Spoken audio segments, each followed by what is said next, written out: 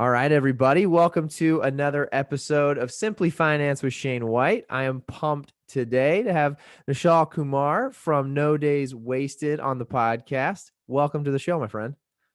How you doing? Thanks for having me. Appreciate it. Yeah, man. Do you mind giving everyone, you have some really cool things we'll get into, but just giving everyone a little background into you and then obviously your brand. Totally. So my name's Nishal Kumar. I'm the founder of No Days Wasted and also CEO. And No Days Wasted is essentially a wellness brand that helps you achieve balance. So, our main product or hero product is something called DHM Detox, which really just helps you bounce back after a night of drinks and feel your best the next day. And then we also kind of take that No Days Wasted mantra and messaging in our brand one step further to help with hydration and help with immune support as well with some of our other products. Love it. Love it. That's awesome. First question was, and we chatted about this a little bit before we started, was you Yeah. haven't like come up in the CPG recovery space necessarily. So do you mind going back a little bit? I thought it was really interesting as I was trying to do some research on you. So you were one of the first employees of, was it the first retail store for Tesla in Canada? Is that true? Yeah. So I was part of the original 8 team um, that opened the first retail store in Western Canada. And then we opened the first supercharger in all of Canada as well. So really, you know, first of eight or one of the 8 people that helped really build the on the ground presence in Western Canada, which is now and Vancouver specifically has become, well, is the supercar capital of North America per capita, which a lot of people don't know, and also has the most Teslas per capita in North America. So it's grown to be one of the more massive markets, and it was really fun to be there sort of early on. Yeah. But the truth is, like when I applied, I was in university at the time, and my degree ended up being geophysics and commerce, and I was looking for something as I was transitioning into is essentially transitioning into geophysics. And I was looking for a summer job, and I came across this job posting on the university job board that said Tesla Motors hiring. I'm like, this is strange, but Yeah. it Right. sounds really cool. And I just kind of threw it out there. And I've always had actually a lot of sales experience, just growing up from running my own little side hustles, from 10 years old to like kind of flipping iPods, iPhones, things like that, buying and selling off Craigslist. But then also, more conventionally, you step it up and get a little more professional with an actual job. Well, yeah, and I thought it was a cool thing to start with because on this show we always talk about going from 0 to 1, and I think some of, what people see today is no days wasted, but I feel like your story has actually led you to kind of like, starting businesses and selling, which that was interesting, especially with your like the major you ended up getting in university, Hmm. which had like really, I was trying to correlate it to Tesla, but really there's not really a correlation to like what you studied versus what you came out to do, which I think for a lot of people listening is really cool and really interesting. Yeah, no, that's a good point. I think the cool thing about learning about studying science in general is that like it really opens your mind to how you learn and how to think and how to problem solve. So it gives you, and then you combine it with business experience or complementary or supplementary business courses, or even just practical, like say getting a job working with Tesla, where we are essentially operating as a startup selling $100,000 electric car um, Yeah. off computer screens, right? So it was, run it, do a test drive. Oh yeah, we don't have any cars here for you to buy, but we'll just order it. Click, click, click. There's your car. So the blend of experiences, I think, has helped me immensely. Originally I wanted to be a doctor, so I went down the route of biology and chemistry for my first 3 years of university, heavy in high school, doing all the AP courses and all, like, getting as far ahead as I could, because I was truly passionate about uh, well, I wanted to be a diagnostician. It was all based off House, the TV show. I don't know if you remember that Oh old yeah, TV show. definitely. Yeah, yeah, yeah. Yeah. That's what fired me up. I thought it was really cool, and the problems that you could solve that would save lives. But then here we are, I guess, call it 10, 12 years later. I'm in CPG full on, and helping people, have more time is the way I see it. So really, maximizing life's moments and having as much time as possible available to you to feel your best. Yeah. But the truth is, science has been so cool because, there's one of these professors I had in geophysics, and he was always telling us, like, we ask him a question, he'd be like, first principles, first principles. That's all he would say. And I'm like, what do you mean? So basically teaching you to think about a problem at its most simple form, and simplify it to its first principles or its building blocks or the true root of what the problem is. Hmm. Um, and that, and if you simplify it, then it makes it that much easier to solve. So that's kind of something I think in my fourth year I took that on. I ended up doing 5 years in university because of the major transfers and whatnot. But Yeah. I took that on, and ever since then, I've really been implementing that and considering that, and it's a big building block of how I solve problems. That's really cool. Wow. So you just, yeah, that was like that was like the root of kind of like your degree was trying to learn how to do that. It sounds like, and you could apply that to anything outside of science. Exactly. And yeah, geophysics was quite different. I mean, it's like essentially physics of the earth. And then the direct applications for that would be, learning about earthquakes and things like that, but also resource exploration, oil and gas, precious metals, things like that. But I guess there is some application with geophysics and Tesla, but not from a sales perspective. More Yeah. so like, how do you get the resources out of the ground in order to make the batteries and the components and everything? But it's a bit of a stretch, right? Sure. Oh yeah, yeah. No, I just thought it was Yeah, interesting because I could kind of see the correlation if that's what you were interested in. But and then I mean, I know you did a couple things in between, but quickly before we jump to No Days Wasted, I thought it'd be cool to hit on you. This isn't your first venture, and you actually started another company that was totally. kind of a build off of your time at Tesla, which I thought was that's kind of what, as I've talked to more and more people on here, it's really interesting to hear people, I hear the conversation around like when you work for someone, trying to learn as much as you can to hopefully then Hmm. maybe potentially go and start your own thing. And that was like this next one is such a perfect example of that of working for a company and seeing a gap that they weren't even solving and taking your knowledge and turning around and executing on that. So would you mind talking? It was called EV Items, right? Is that what it was You called? got it. Yeah, exactly. So, yeah, I mean, to start, like, to solve problems in general, I think you either have to experience those problems firsthand yourself or be like very close to the problem in a sense. So for me, it was essentially, we were doing a lot of test drives, and getting the cars in front of people at Tesla, and trying to get people to buy cars essentially. And then they were always nitpicking and, saying what the flaws were, blah blah blah. And one of the things, when buying $100,000 car, a lot of the demo that's buying that car, they maybe wear a suit jacket from time to time, right? Or they need to hang their dry cleaning or something like that, right? Sure. um, Yeah. and we noticed there were no coat hooks. There's no to hang your suit jacket or dry cleaning. What a problem to have. And then I did some digging. Elon at one point had said, hey, I think we're going for a more simplistic look. I think they're ugly, so I didn't include them. And it's just like don't wear a jacket then. Just Oh, lay the dry cleaning down or something. Um, but so I ended up designing the first, I guess you could say, more elegant premium coat hooks for a Tesla Model S, and they were essentially anodized aluminum. We're still honestly still selling today, but they're anodized aluminum in either black or silver, and it's essentially a bent piece of metal, just bent into the right shape and with the right strength and sort of the right design to fit right on the headliner ridge of the Tesla Model S. And then through that, basically I used the money I was making on my first paycheck from the engineering firm I worked for as a geophysicist, um, to fund the first production run, and then start an e-commerce store, start a Shopify store, and really build out a little bit of a product-based website to start selling them.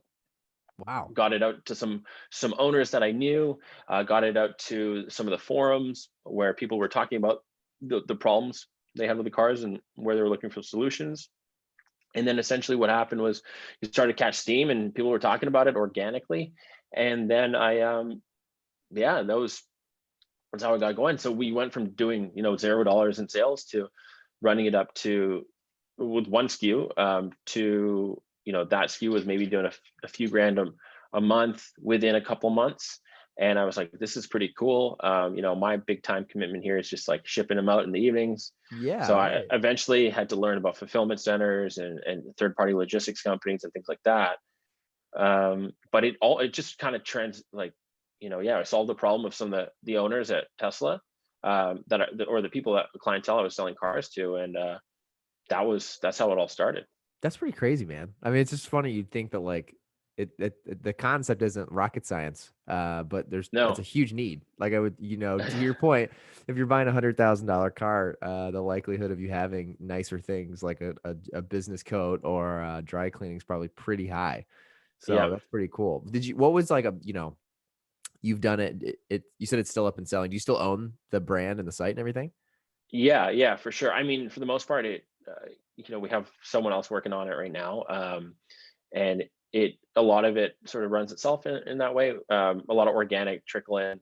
That space has gotten quite competitive. There's a lot of overseas manufacturers, that really can just hammer the price down so low, right? It's almost Got it. Tesla accessories have almost been commoditized. But what we were able to do or what I was able to do in that first couple of years was scale it up to a six-figure business. We have 23 products, and still, a strong customer base and still selling. So it's good. I saw that really as a launch pad into, being able to reach bigger markets and solve other problems, and which ultimately organically led me to No Days Wasted and the development of DHM Detox. Love that. Yeah. So let's jump right into that. So would love to know, obviously, like where did the concept come from? And then maybe for folks who have never heard of No Days Wasted, just to like give a high level of what your product, like the main product, your hero product does. Totally. So, a few years after graduating from university, I noticed, I had, more limited time. So my evenings and weekends were where I had my free time. And, in the evenings, you still want to be able to socialize with friends, and on the weekends, you want to do the same, but also make sure you're not feeling sluggish or slow, and you're making the most of the time that you have, right? Because you're working that 9 to 5, and I was a bit of a weekend warrior. And I found that, my essentially, after having a few drinks, not even going too hard, I really started to feel awful the next day. Hangovers got pretty bad, sluggish, nausea, and I've always been one to solve problems, but for some reason with this problem, I was just listening to what the media had to say about the problem, or what other friends were saying that this is a little hack, and not actually looking at the root of the problem, and using that first principles approach. Wow. Um, so after trying things, chugging sports drinks and taking Tylenol the next day, and B vitamins, and all these things, none of that really worked. Eating greasy food, um, there's like mild relief, but nothing really tangible, I'd say. So I Yeah, dug would you deep into the science. not to cut you off, but would you say Yeah, most yeah, of that yeah. stuff like you're hitting on like greasy food and Tyler is a lot of that kind of just like is that just kind of I don't even know what you'd call it. Is that just like, fake information that people have kind of bought onto? Yeah, I'd say so. I think they're like big misconceptions about Yeah. what the problem is, right? So like, so I had to dig into what the problem was, and it turned out toxins were the problem. Like from alcohol's toxic byproduct, something called acetaldehyde, was the biggest problem. It's 20 to 30 times more poisonous than alcohol itself. Your liver enzymes have a hard time breaking it down, and especially in the amounts that are that humans consume alcohol, even if it's at a very sort of responsible, moderate amount. So I was like, okay, this is crazy. But also all those things I mentioned before, like the greasy food and the painkillers and stuff the next day, um, that's all like after the fact. So you're already suffering at that point, Oh, right? true. Yeah. Right. So you're like, okay, well, how do we like get ahead of the problem and like stop it before it even has a chance to start? So that's where the challenge came in. You're like, okay, you want to avoid that feeling altogether. Yeah. Otherwise, you're You want to just wake up feeling good. yeah, exactly, right? Or yeah, wake up feeling good, as close to normal as you can be, right? So dug deep into the science of it, found out it was, the toxins were the issue.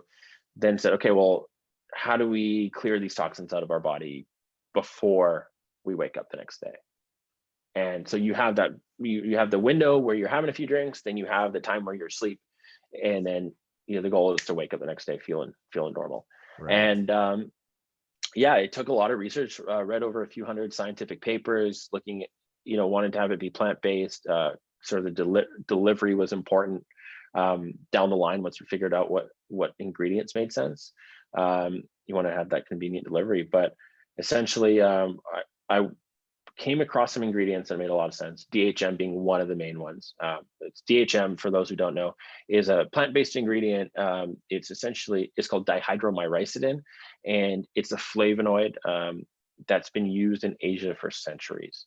Yeah. So it's not novel, but it's just, I guess, not heard about. It hasn't been heard about as much because the media and everything kind of perpetuates more of the hydration and the replenishment side of things and greasy food and some of those hacks rather than Sure. a true solution. Yeah. Okay, So got it. So, and if you don't mind me asking, so this is where this gets interesting to me because you, yeah.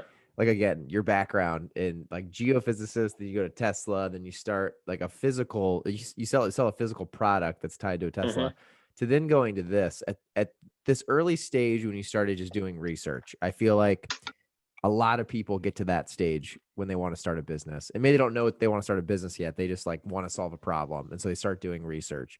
Were you when you started doing the research, like, do you remember either like the conversation you had with a family or a friend, or like, I don't know, an article you kind of read through, and then you were like, this could be a product I could there's something here that I can actually go further. Do you remember like a pivotal moment in that kind of research phase? Well, not maybe like I say it's more like a bunch of moments kind of coming together, but the idea was essentially reading some of these papers and saying like, okay, it helps, break down these toxins, and then you're like, okay, well, at this point, this sounds too good to be true. I need to test it. I need my own personal anecdotal proof, because without that, everything's in theory. A Yeah. lot of science out there can be theoretical, or can be like, okay, these certain conditions aren't met, blah blah blah, so the study is not valid for different applications, all sorts of things. So proving it to myself was an important part, and bouncing the ingredients off my good friend. His name's Luke, who's, he's now in medical school, and he's crushing it. But he I sent all the papers over to him. I'm like, hey man, when you have a moment, read some of these, like, tell me what you think. And he's like, yeah, this sounds amazing. So what we that and after that, I had I had a little bit of approval from someone else, which was great. Someone I really respect, and who's smart enough to understand everything that I put in front of him. Um, Okay. and it was really important. And I'm like, okay, cool. I'm going to order these ingredients. I'm going to find them from wherever I need to find them from, and and let's put this together and see what happens. So then, the chances are, actually, that summer we went to Europe together. We did 28 days in Europe, and then another 7 or 8 in South Africa. And we had Oh been wow. drinking and exploring and having a good time, meeting people. So it's the perfect playground to test the ingredients. Um, but Oh, so you essentially, just yeah, had like, did you just have like Ziploc bags of these ingredients with you kind of well, thing? Or I'm to envisioning you some like extent. traveling around with a backpack, having just like bags of powders that you're testing. Yeah, funny enough. So they're all encapsulated. Oh, So okay. that was the best way to do it. Yeah, but a lot of them were in pill bottles, and whatnot. And then sometimes we had to, get creative with how we would test the ratio. So yeah, it could get a little messy, but really packed a bag full of, socks, underwear, and supplements. And so, you'd go into different countries, and they'd open your bag up after it goes through the scanner, like, what's this? What's this? I'm like, yeah, vitamins, supplements. We're just taking care of ourselves as we're going through. And it was funny to see some of the reactions we got from like either customs or the security, um, TSA type people across the pond. So Oh, I bet. Especially like unbranded or whatever it was. I'm sure it didn't look like super official at that point yet. yeah, not everything was branded. I mean, there were some like off the shelf ingredients that that we bought, because other companies did sell them at that point. But yeah, it was basically finding that right optimal dose where we came in, and also, we can talk about it all, a little bit more, but the quality of the DHM that we source and the ingredients that we source is really important So DHM was in the like the finished product. big, okay, got it. So Yeah, then like DHM was like the big, that's like the big, like, I guess like light bulb moment you had. And then how did you know, like when you're like testing these and getting these early on, like how do you have any idea of the quality? Like, because I mean, I know you don't come from like a yeah. food science. So like, I would love to know that part. Cause I think for a lot of people listening, they're like, was he just buying it online? Like, where was he getting all like, how did he know? Yeah, I was like ultra paranoid at the beginning too, because I didn't know these suppliers and what standards they held themselves to. So I would get everything tested in a third party lab, Oh, okay. just for personal use. Like if I was buying bulk powders, um, so like, you'd buy like a kilogram of raw DHM. It shows up in a block. It looks like a block of flour, baking flour, essentially. Wow. And I was just like, okay, let's just make sure this is safe to consume, even though they say it is, just for our side of things. But yeah, and then as we went along, like that was very early days, and that was when uh, we were still kind of piecing it together. But essentially, I brought on a lot of people that had the experience in the nutraceuticals and even pharmaceuticals, and then supplement space, for like 15 plus years of experience. So Oh, wow. Okay. they helped guide and act as advisors, and give you the answer some of the questions that you need, as we were getting closer to saying, hey, is this an actual product we can make? So Got it. Okay. yeah, So yeah. when you're traveling around, and then I'm assuming while you're on this trip, it's working. Like I'm assuming you're having drinks, you're taking the supplement, and then you wake up and you're feeling better. Is that kind of slowly but surely you were like, I'm just, it's so interesting to me as you're testing things. Like do you have like a notebook or something where you're keeping like how you guys are feeling? Did you have like a Google sheet? What was the like way of testing and learning as you're kind of traveling around and testing this stuff?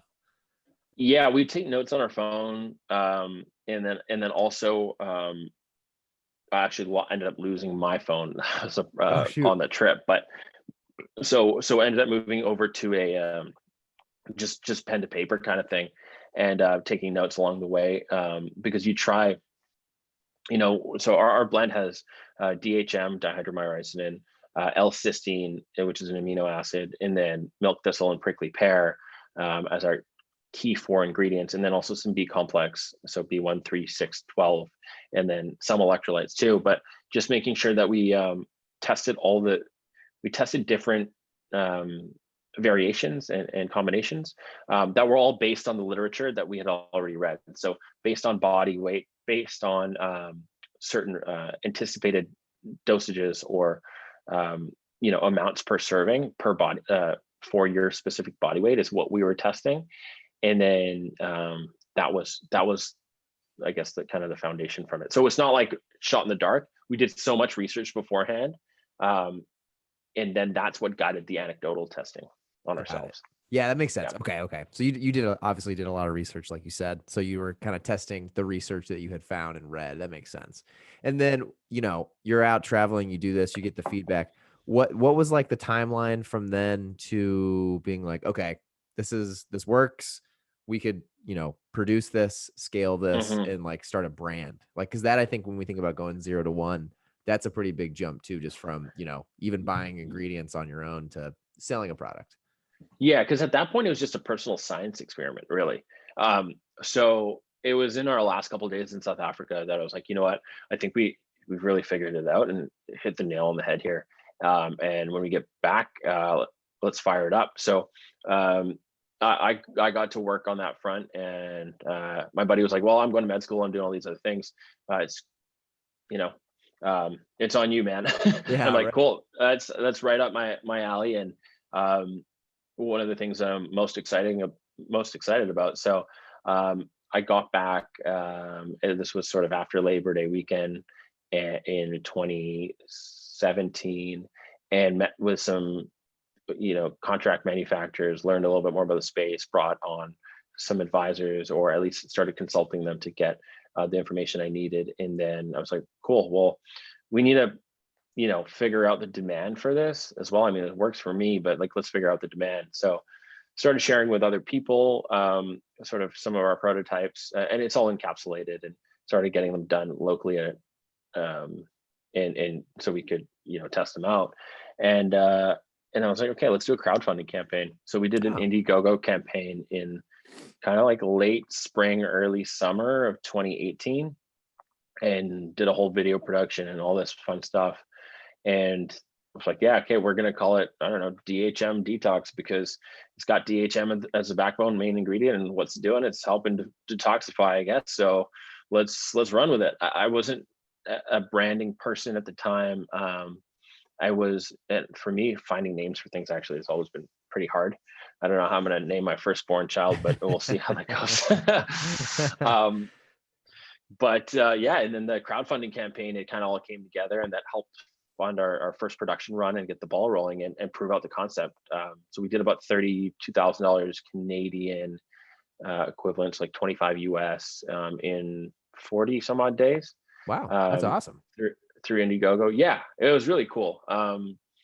And so that's how it started, and then from there we've iterated on the packaging, and then we launched a more formal rebrand. Like, the look and feel was super sciencey before. Uh, Now we have more of this playful yet still Yeah, serious with the science. We've got the aspirational sayings on there. yeah, I love Um, your guys' packaging, by the way. I thought that was really cool.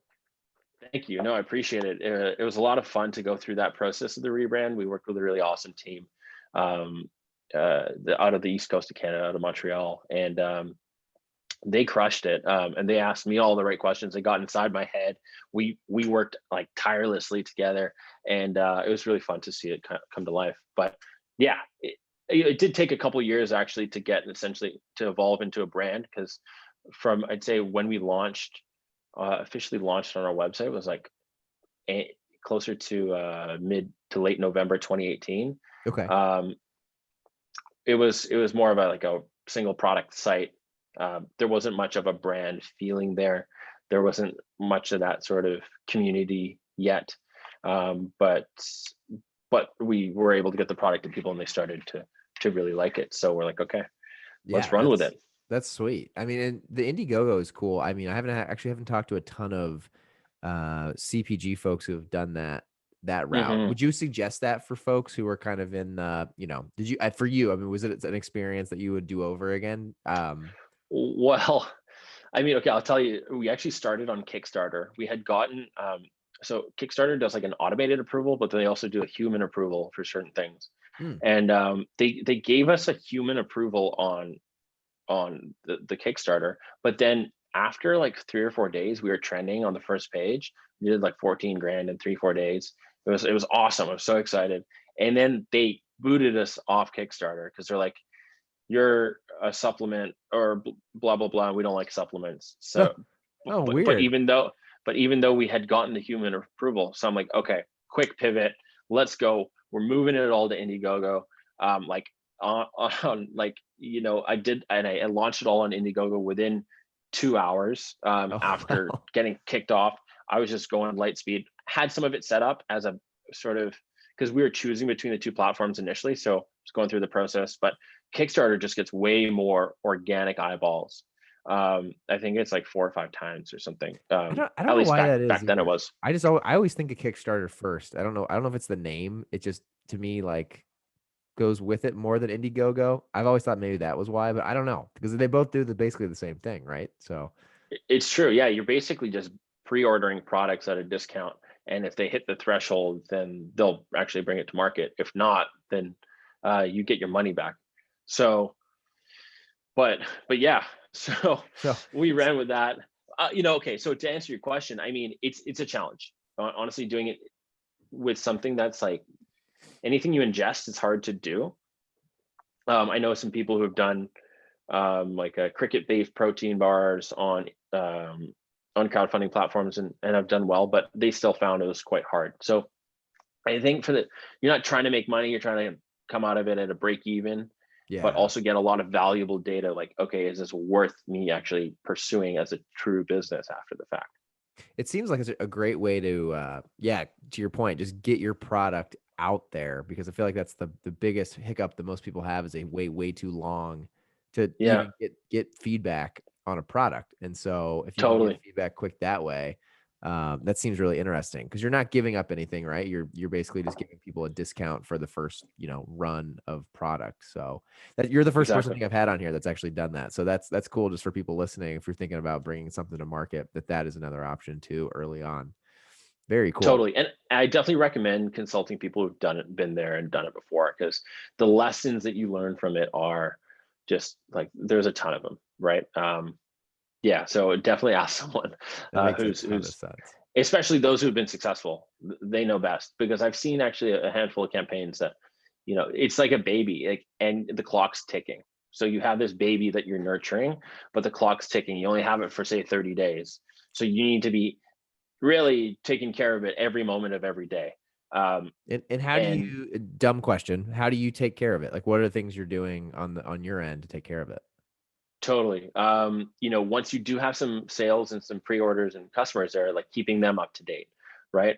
Also unlocking different levels of the, you know, not rewards, but of what you can purchase. So there's little upgrades you can do. It's like, okay, if we hit this threshold, you can, this bundle is now available.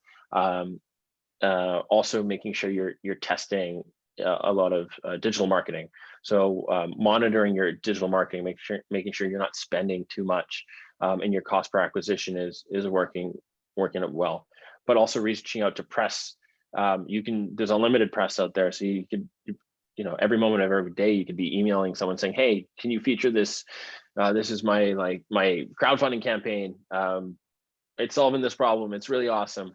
So there's an unlimited list of things you can do, I think, just with even any business. Yeah, yeah, yeah. Okay. No, that makes sense. It's awesome. So at this point, once you launch, I mean, you at least have a minimal viable product that's out there. It looked a lot Totally. different, you said, so it looked a lot more scientific. But Hmm. um, at this point, is it a business? Like, is it, you have a product, but had you like really created like a team, or were you looking to raise money, or like how did you think through all those early on stages after you go through Indiegogo? Like, what were like kind of some of the early steps for you and the brand? Totally. I was able to bootstrap it a fair bit out of the gate. So once we'd proven that out, I was like, okay, cool. So this is how much a production run is going to cost as we continue to scale. Can the margins um, sort of give us enough runway to move on to the next run without having to raise money or bring in extra capital? Um, who's willing to work on this with me for like zero pay, Yeah. because we don't have any money? And so I had a few team members at the time. They were working other jobs. I had, EV items at the time, but I was flexible with my time. I could allocate as much as needed to really get DHM Detox off the ground at the time. So I was I was trying to just wear every hat and do everything, and then bring people in where they could help.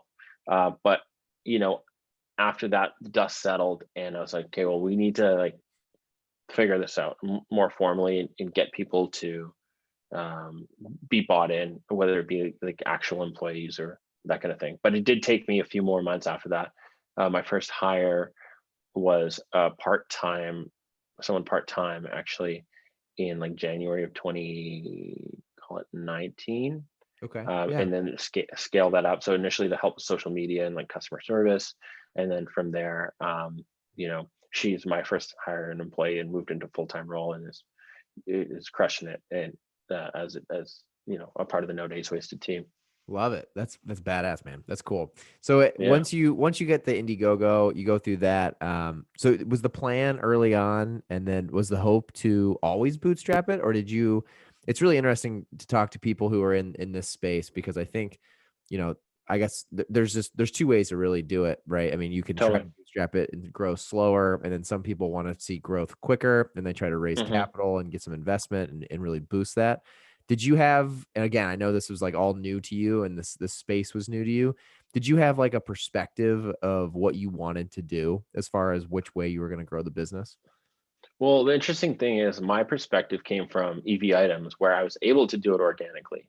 Just put a little bit of money, um, out of the gate into developing the first product, and then have that scale organically, and your sales contribute to future runs, and paying for marketing and build it all in.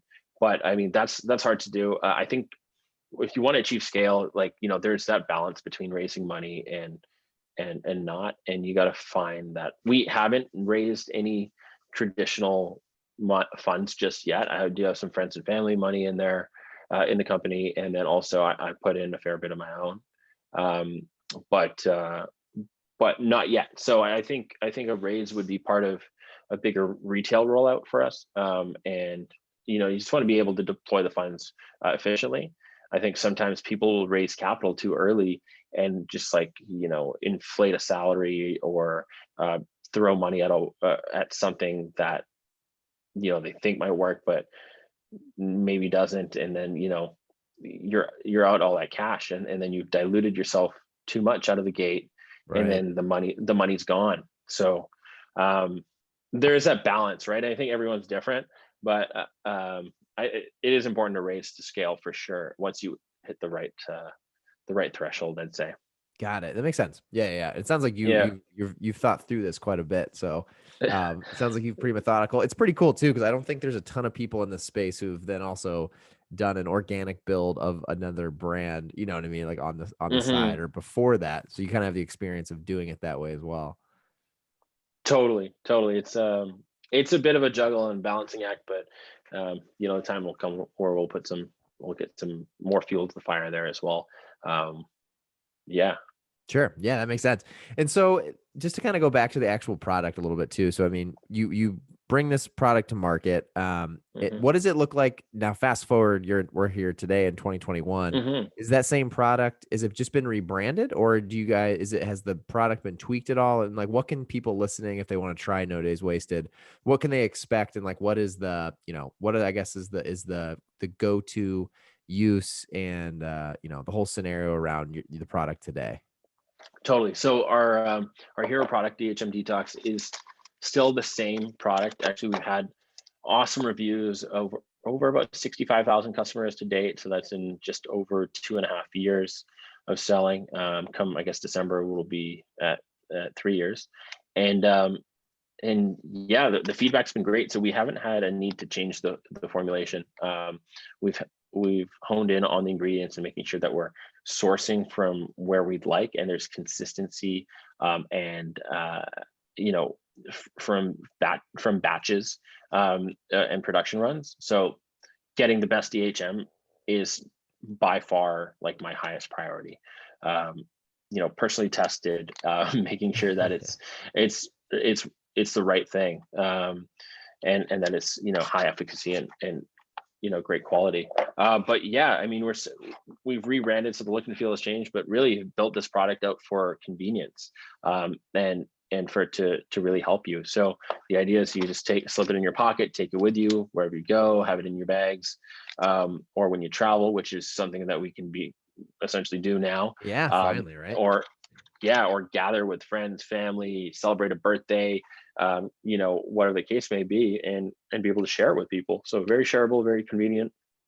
I think if we had it in a pill bottle, um, a lot of people would forget to take it, and it wouldn't have worked out as well for us.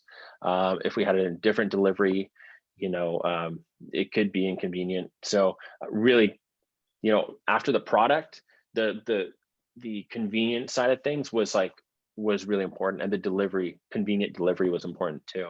And that's kind of something I've considered for all products that we created. So we have our hydration electrolyte drink mix as well, Awesome. called Hydration Replenisher, and it's a good complementary product. But I even if you haven't had any drinks, you should be staying hydrated and getting and rehydrating properly every morning.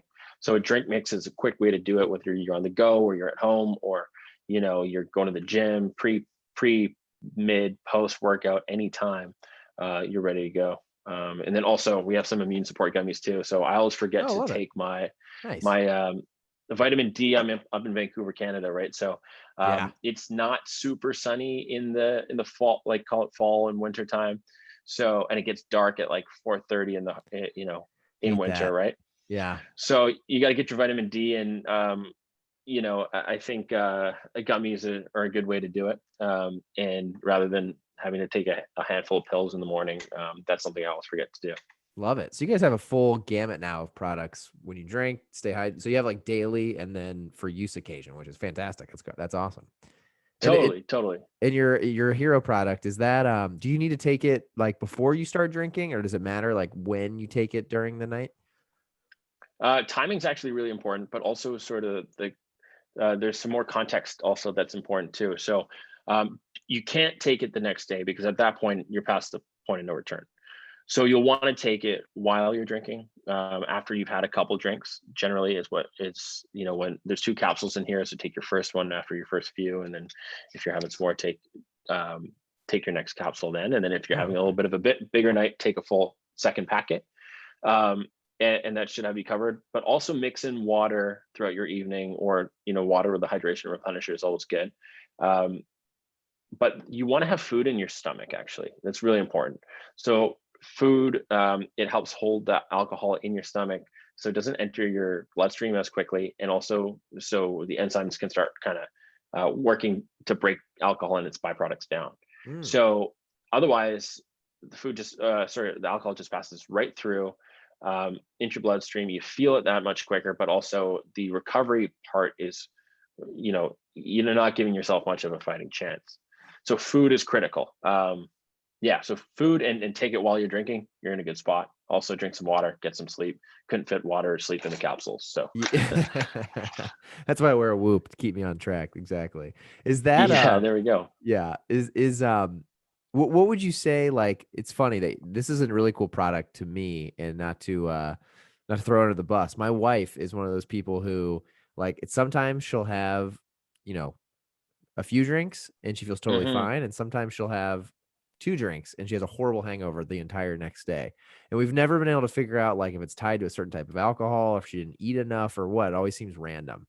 So this is a product that I'll have to get into my family's hands because my wife and definitely have some other relatives and friends that suffer from a rough day after. So this sounds like I'm sure there is a wide need for what you guys have created.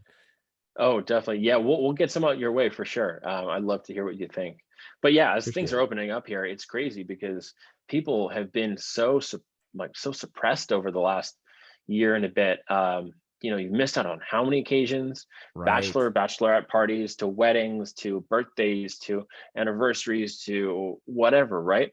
And even just celebrating celebrating the end of the work week on a Friday with a buddy, right? Yeah. Or Right. toasting to a small win that you may have had, a promotion, something like that. So really, like, our goal is to just we're here to be there for all of life's moments, for all of our customers and our community, and whoever wants to essentially have their cake and eat it too. Yeah. um Love it. yeah, I love yeah. the name too, because that does make so much sense. Because I feel like what you guys give is the ability to enjoy those moments, but then not Hmm. waste the entire next day just because you enjoyed a win, and then because then the next day turns into a loss in a lot of ways. So 100%. And like the way I see it is, we've really transitioned into, especially since social media has become so prevalent. But most people really value experiences, I'd say, over material objects. And the whole COVID last year has been a testament to that as well.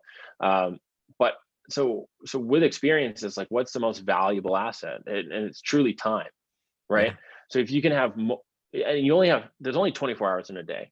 Um, Everyone's lifespan is slightly different. Obviously there's unforeseen things that can happen, whatnot, but for the most part, there's some predictability in that.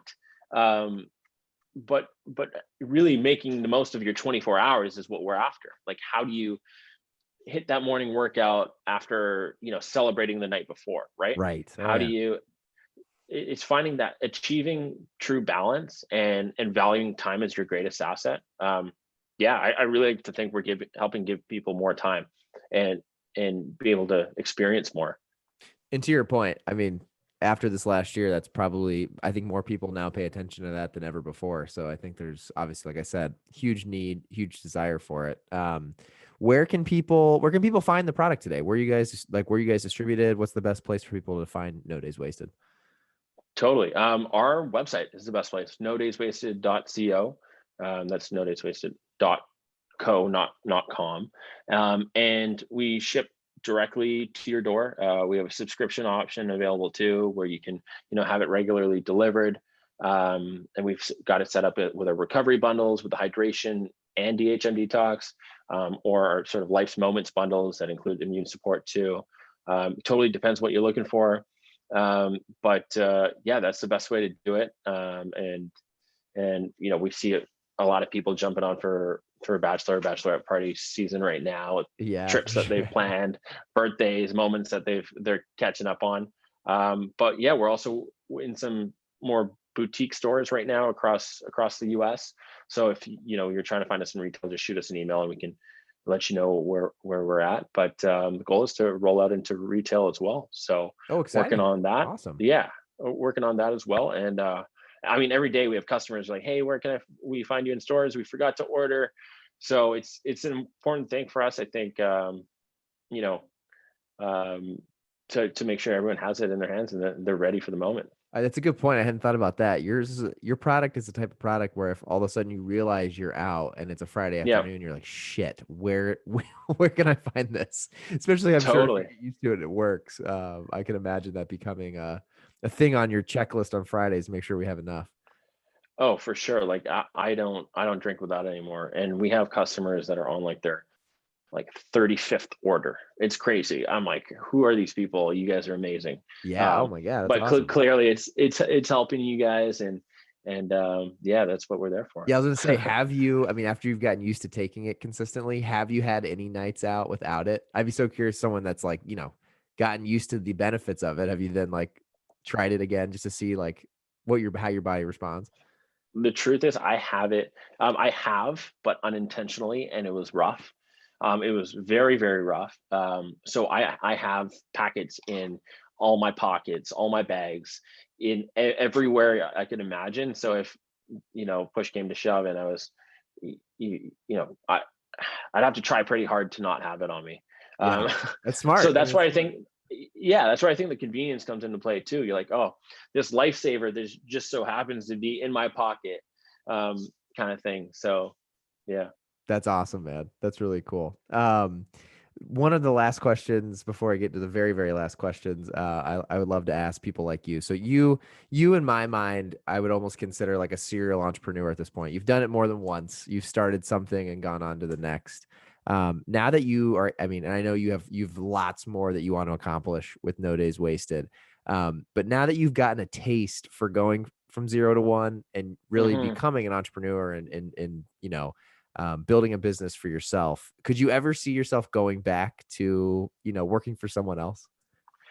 No, no, I don't think so. I mean, the interesting thing is, I was lucky in a way, to have two very opposite polarizing bosses, at Tesla and at the engineering firm I worked at. One, managed a lot more closely, with more of a micromanagement sort of style, and then the other one was way too hands off.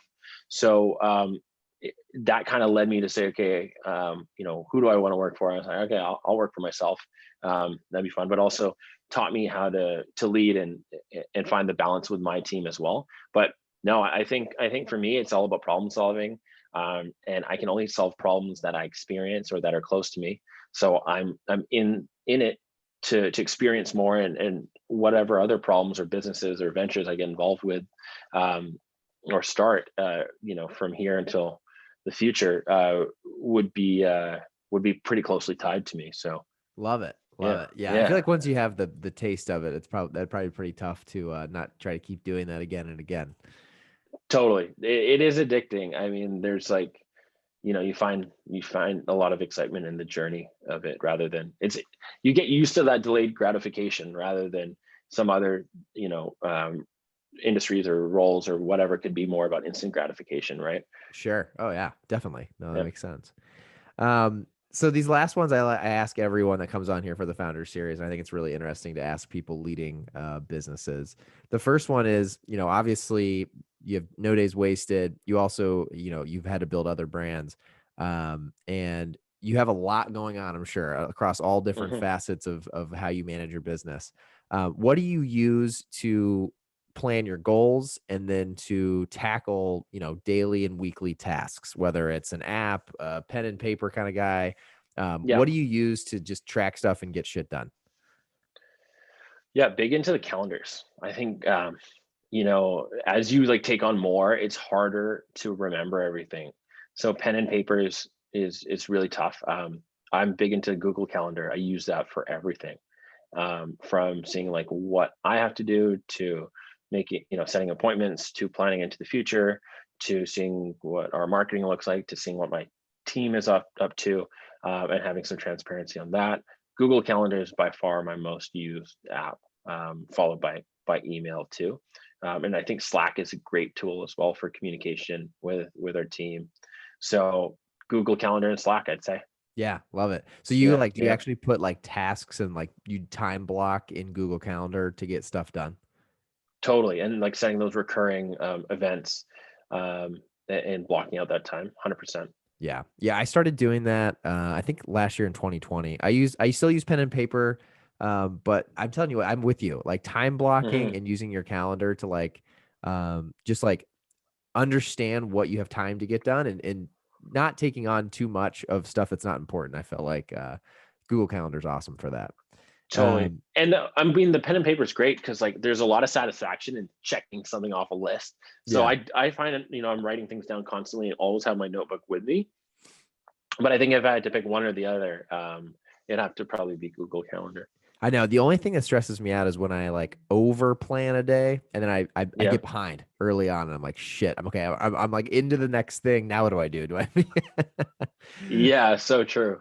So true. Need to make sure there's enough time for all the things you set out for yourself, right? Yeah, but at the same time, it's a good exercise because then I think sometimes you don't realize how long tasks can take. And so you put too much, over a time you can't get it done. So you gotta, prioritize. Um, Totally, totally. the next one, I say I lead with book, but it could be book if you're not into books, it could be podcasts. Just what is Hmm. your, the source of knowledge that you want to share with the audience today? So that's a great question. I do love books. When I get into a book, I'm really passionate about it. And one of them is, I'd say my number one is it's called 11 Rings, The Soul of Success, by Phil Jackson. Phil Oh, Jackson, yeah, as you know, being from Chicago, he definitely. coached Michael Jordan for his 6 rings, Kobe for his 5. He's won the most NBA championships out of any basketball coach. And he's also won another 2 as a player with the Knicks. So 13 rings all in all. But he speaks more to his time as a coach in this book. And what it does is it ties in sort of a Buddhist approach to life. I'm not particularly religious in any shape or form, but I truly believe that the values that come from religion are great. And Buddhism is one that has amazing values that really resonate with me. So Love he takes this approach that's very calm, collected, but very deliberate with the way he did things. And that book is incredible. I couldn't like if you, there's anecdotes of basketball stories in there and whatnot. If you're a sports person at all, you'd like it. If you're not a sports person, then you still get an immense amount of value out of it. Love that. That's badass. That's Mhm. a really good one. I have not heard that one on here before, so thank you for that. That'll be great for the Yeah, audience. yeah, check it out. I mean, I think it's right up your alley, man. I think you'd love it. Yeah, that's awesome. Very cool. The last question, you kind of hit on it a few minutes ago, but really the most important is how can people get involved and follow you, and how can people get involved and follow the brand? Yeah. So our social media is at No Days Wasted Co. On Instagram. You can also follow me at Nishal Nishal official Oh, Nishal love that. official, That's a good one. and yeah, it's catchy. I had it for a little while there. And yeah, and jump on our website. Punch your email in there. We send out sort of updates all the time. So no days wasted.co, or at no days wasted co on Instagram. And yeah, we've got an awesome content team too. And we've got some cool collaborations in the future, which I'm really excited to share, with some pretty cool notable figures. So it'll Nice. be it'll be fun. Yeah. Congratulations. That's fantastic. Can't wait to see what those are. Yeah, for sure. I'll give you a little sneak peek maybe. Um, Sounds good. You want to do it on here? You want to do it off the air? we'll do it off air. Like Yeah, it. I like but it. things are going to be rolling out come let's say mid June. So Okay. we can't wait. Can't wait. Sounds It's a lot good. of You fun. guys got a lot of exciting stuff ahead. Love the rebrand. Love the new rollout of everything. Very cool, Nishal. So I'm pumped for you guys. Thank you, Shane. I appreciate the time and thanks for having me on. It was honestly a blast and getting to chat with you. And we'll have to get some product over your way too. So as things reopen, you're all set. We would love to try it. I tell you what, me and my wife love a good drink. So definitely interested. Thank you very much for the offer. Appreciate it. Of course. Awesome, man. Well, thank you again for coming on. Thanks for taking the time. I know you're a busy man. So thank you. And we'll stay in touch. Sounds good. Glad we could make it work. And thanks for the time today. Take Awesome. care. Thanks, man.